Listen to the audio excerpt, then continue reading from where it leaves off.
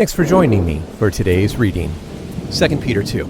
But there were false prophets that also arose among the people, just as there will be false teachers also among you. They will secretly bring in destructive heresies, denying even the master who bought them, and in doing so, bringing on themselves swift destruction. Many will follow their immoral ways, and as a result, the way of truth will be criticized. In greediness, they will exploit you with deceptive words. Their condemnation, which was pronounced long ago, is not sitting by idly. Their ruin is not sleeping.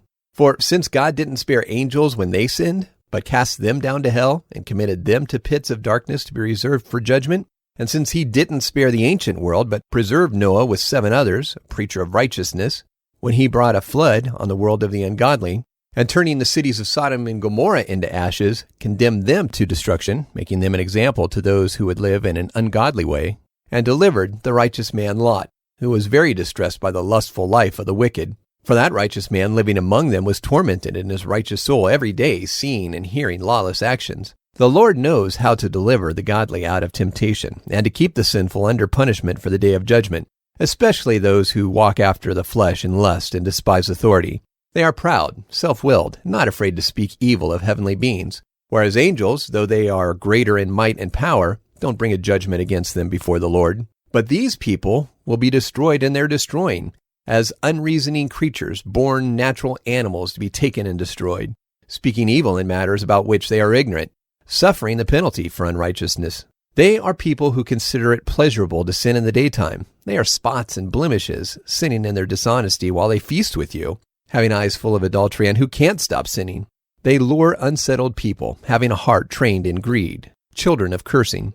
Neglecting the right way, they went astray, having followed the way of Balaam the son of Beor, who loved earning his pay from sinning, but was reprimanded for his disobedience. A donkey spoke with a man's voice and stopped the madness of the prophet. These people are wells without water, clouds driven by a storm. For them, the blackness of darkness has been reserved forever.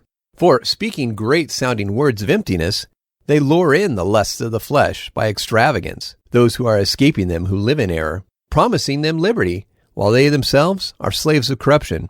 For a man is brought into slavery by whoever overcomes him. For if, after they have escaped the filth of the world, through the knowledge of the Lord and Savior Jesus Christ, they are again tangled in it and overcome by it, their last state of being has become worse for them than the first. For it would be better for them to not have known the way of righteousness, rather than after knowing it, to turn back from the holy commandment given them. But it has happened to them according to the true proverb, the dog turns to its own vomit again, and the pig that is washed returns to wallowing in the mud.